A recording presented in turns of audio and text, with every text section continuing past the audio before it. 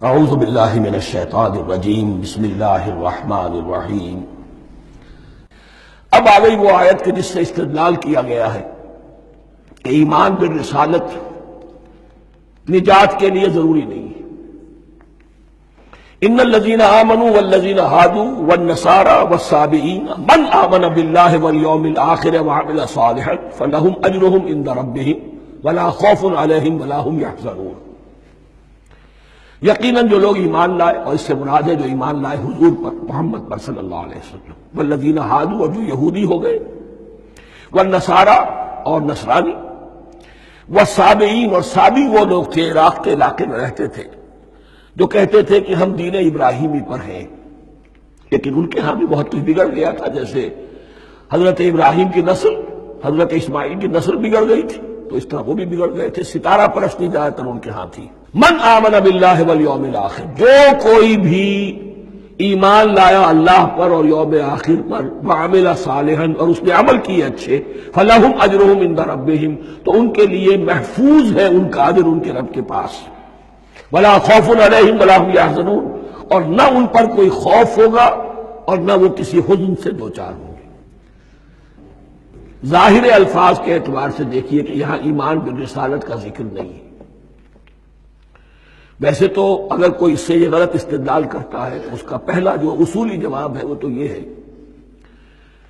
کہ ایسی حدیثیں بھی موجود ہیں، من قال لا الہ الا اللہ دخل الجنہ، تو اس کی کیا معنی ہے؟ صرف کہنے سے جنت میں داخل ہو جائیں گے، کسی عمل کی ضرورت نہیں؟ جواب یہ دیا جائے گا، پورے قرآن کو سامنے رکھو، پورے حدیث کے ذخیرے کو سامنے رکھو، کسی ایک جگہ سے کوئی ایک نتیجہ نکال لینا وہ صحیح نہیں۔ لیکن اس کے علاوہ وہ اصول جو میں بیان کر چکا ہوں کہ یہ سلسلہ شروع کہاں سے ہوا ہے، پانچواں رکوع، وَآمِنُوا بِمَا أَنزَلْتُ مُصَدِّقًا لِمَا مَعَكُمْ وَلَا تَكُونُوا أَوَّلَ كَافِرٍ بِهِ۔ انہیں ایمان کی زوردار دعوت سے تو یہ ساری بات شروع ہوئی ہے۔ اب فصاحت اور بلاغت کا یہ تقاضا ہے کہ بار بار اس کو دہرایا نہ جائے، وہ بات انڈرسٹوڈ رہے گی، مقدر رہے گی، سمجھی جائے گی کہ ہر جگہ پر وہ موجود ہے، اس لیے کہ ساری گفتگو ہو رہی ہے اسی کے حوالے سے۔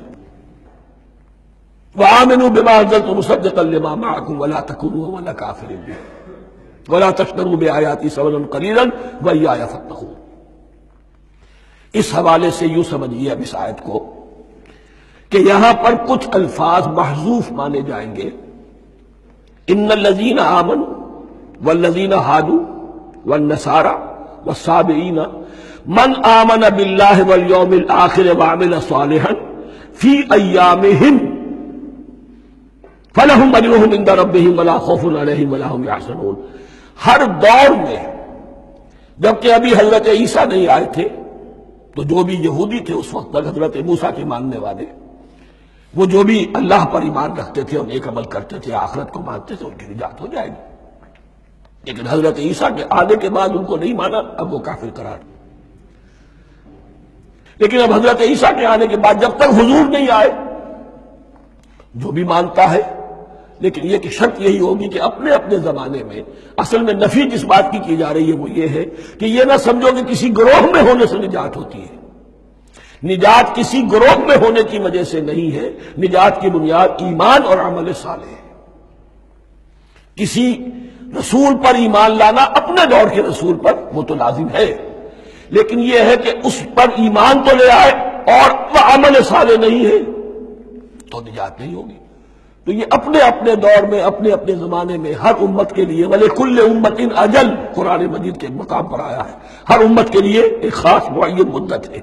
اس معینہ مدت میں اب ظاہر بات ہے جو لوگ حضور کی بعثت سے پہلے فوت ہو گئے ان پر تو کوئی ذمہ داری نہیں تھی حضور پر ایمان لانے کی، اور ایسے لوگ تھے، ایسے موحدین مکے میں موجود تھے جو یہ کہتے تھے کعبے کے پردے پکڑ پکڑ کر، اے اللہ ہم صرف تجھے پوجنا چاہتے ہیں، صرف تیری بندگی کرنا چاہتے ہیں، لیکن جانتے نہیں کیسے کریں۔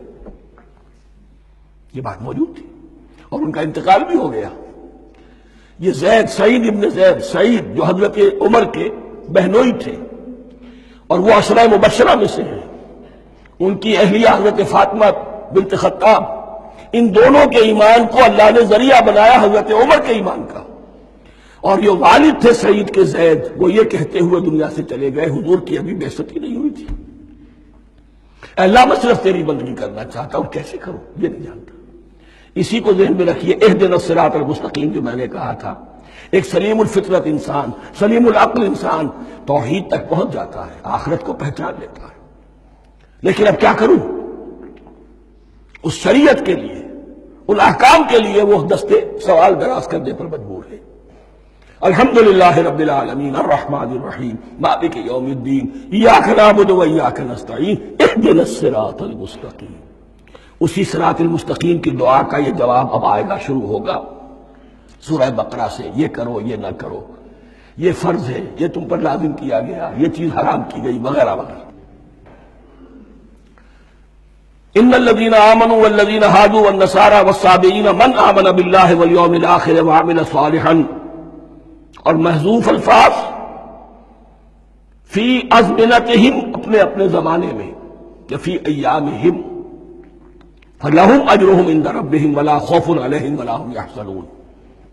وَإِذْ أَخَذْنَا مِيثَاقَكُمْ وَرَفَعْنَا فَوْقَكُمُ الطُّورَ، اور ذرا یاد کرو جب کہ ہم نے تم سے عہد لیا، قول و قرار لیا، اور تمہارے اوپر اٹھا دیا طور کو، پہاڑ کو۔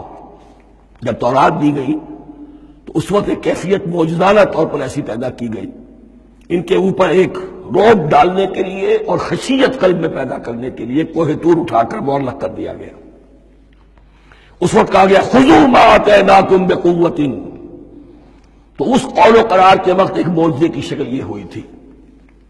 وَإِذْ أَخَذْنَا مِيثَاقَكُمْ وَرَفَعْنَا فَوْقَكُمُ الطُّورَ خُذُوا مَا آتَيْنَاكُمْ بِقُوَّةٍ وَاذْكُرُوا مَا فِيهِ لَعَلَّكُمْ تَتَّقُونَ، پکڑو اس کو مضبوطی کے ساتھ جو ہم نے تمہیں دیا ہے، اس حدیث، اس کتاب کو، تورات کو، اس شریعت کو، ان احکام کو۔ وَاذْكُرُوا مَا فِيهِ، اور یاد رکھو اسے جو کچھ کہ اس میں ہے، لَعَلَّكُمْ تَتَّقُونَ، تاکہ تم بچ سکو۔ ثُمَّ تَوَلَّيْتُم مِّن بَعْدِ ذَلِكَ، پھر تم نے روگردانی کی اس کے بعد، اس میثاق کو توڑا، میثاق الست کو توڑا تھا، اور دوسرے یہ میثاق شریعت جو تم سے لیا گیا اس کو بھی توڑا۔ ثم تولیتم من بعد ذلک فلولا فضل اللہ علیکم ورحمتہ لکنتم من الخاسرین، پھر اگر اللہ کا فضل تمہارے شامل حال نہ ہوتا اور اس کی رحمت تمہاری دستگیری نہ کرتی رہتی، بار بار تمہیں معاف کیا، تمہیں مہلت دی، تو اگر یہ چیز نہ ہوتی تو اسی وقت سے تم خسارہ پانے والے اور تباہ ہونے والے ہو جاتے۔ وَلَقَدْ عَلِمْتُمُ الَّذِينَ اعْتَدَوْا مِنْكُمْ فِي السَّبْتِ، اور تمہیں خوب معلوم ہے تم میں سے وہ لوگ جنہوں نے سبت کے قانون کو توڑا، حد سے تجاوز کیا۔ یہ واقعہ تفصیل کے ساتھ سورہ اعراف میں آئے گا کہ ان کی شریعت میں ہفتے کا روز معین کر دیا گیا تھا، کوئی دنیاوی کام نہیں ہوگا۔ آج بھی وہ لوگ جو ہے سبت کو، جو بھی پریکٹسنگ جیوز ہیں، وہ اس کی پابندی کرتے ہیں اور بڑی شدت سے کرتے ہیں۔ لیکن ایک زمانے میں ایک خاص ان کا قبیلہ تھا کہ جس نے ایک بڑے ہی شرعی ہیلہ ایجاد کر کے اس قانون کی دھجیاں بکھیری۔ تفصیل ہم پڑھیں گے سورہ اعراف میں۔ وَلَقَدْ عَلِمْتُمُ الَّذِينَ اعْتَدَوْا مِنْكُمْ فِي السَّبْتِ، تمہارے علم میں ہے تمہارے وہ لوگ کہ جنہوں نے سبت کے قانون کے ضمن میں خلاف ورزی کی، فَقُلْنَا لَهُمْ كُونُوا قِرَدَةً خَاسِئِينَ، تو ہم نے کہہ دیا ان کو کہ ہو جاؤ ذلیل بندر، ان کی شکلیں بس کر دی گئی، انہیں بندروں کی شکل میں تبدیل کر دیا گیا۔ فَجَعَلْنَاهَا نَكَالًا لِمَا بَيْنَ يَدَيْهَا، پھر ہم نے اس واقعے کو یا اس بستی کو ایک بنا دیا مثال، لوگوں کے لیے ان کی عبرت کے سامان بنا دیا، ان کے لیے بھی جو سامنے موجود تھے اس زمانے کے لوگ، اور ان کے لیے بھی جو بعد میں آنے والے تھے، وَمَوْعِظَةً لِّلْمُتَّقِينَ، اور اسے ایک نصیحت، ایک سبق آموزی کی بات بنا دیا اہل تقویٰ کے لیے۔ صدق اللہ العظیم۔